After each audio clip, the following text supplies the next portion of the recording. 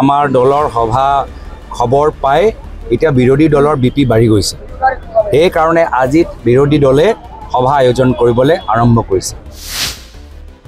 কংগ্ৰেছৰ সাংগঠনিক যিটো স্থিতি ইয়াত ইমান ভাল নহয়। আজিৰ পৰা নহয়, বহুত বছৰ আগৰ পৰাই এই অঞ্চলটো কংগ্ৰেছে সেই সময়তে চাৰেণ্ডাৰ কৰি গুচি গৈছে।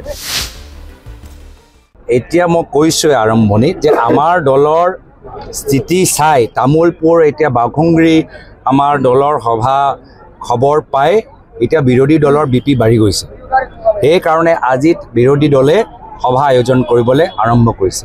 সেইটোৱে প্ৰমাণ বিৰোধী দলৰ মাজত যে এটা কম্পন সৃষ্টি হৈছে, বিপি বাঢ়ি গৈছে। সেইটোৱে প্ৰমাণ যে কংগ্ৰেছ দলৰ স্থিতি আগতকৈ আৰু বেছি সক্ৰিয়। মই নাভাবোঁ যে কংগ্ৰেছৰ কাৰণে আমাৰ কাৰোবাৰ এটা কিবা ক্ষতি হ'ব, কাৰণ কংগ্ৰেছৰ সাংগঠনিক যিটো স্থিতি ইয়াত ইমান ভাল নহয়। এইটো সকলো জানে, তেখেতসকলেও জানে। আজিৰ পৰা নহয়, বহুত বছৰ আগৰ পৰাই এই অঞ্চলটো কংগ্ৰেছে সেই সময়তে চাৰেণ্ডাৰ কৰি গুচি গৈছে। আৰু এই সময়ত যেতিয়া বড়োলেণ্ডৰ হত্যা হিংসা হ'ল, অশান্তি হ'ল, সেই সময়তো দলীয় স্থিতি বা দলীয় কাম কাজ আমি দেখিবলৈ পোৱা নাই। গতিকে আজি গৌৰৱ গগৈ ইয়াত অহাৰ লগে লগে, গৌৰৱ গগৈ ডাঙৰীয়া অহাৰ লগে লগে আমি কিবা ভয় কৰিব লাগে, কিবা প্ৰত্যাহ্বান, তেনেকুৱা পৰিৱেশ আৰু বহুত দিন আছে। যেতিয়া আহিব তেতিয়া চিন্তা কৰিম। এতিয়া বড়োলেণ্ডৰ মানুহে শান্তি পাইছে।